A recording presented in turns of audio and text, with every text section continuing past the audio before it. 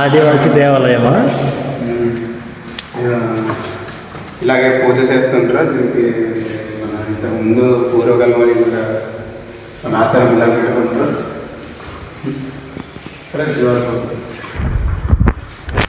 So friends, ఇప్పుడు మీకు అందరు చూపించాను కదా, ఇప్పుడు మీకు చూపెట్టాలనేది ఏంటంటే చూపిస్తాను.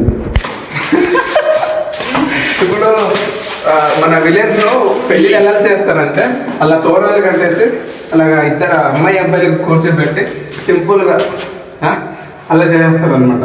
చూస్తున్నారు కదా, పక్కన అబ్బాయి అమ్మాయి కూర్చోబెట్టి పక్కన అమ్మగారు ఆశీర్వాదిస్తున్న నాన్నగారు చూస్తున్నారు కదా. సేమ్ అలాగే చేస్తామన్నమాట. ఇప్పుడు కొంచెం మారిపోయింది, బంధువులు అందరూ వస్తున్నారు. అలాగే చూస్తున్నారు కదా పైన కొత్త పెళ్లి కూడా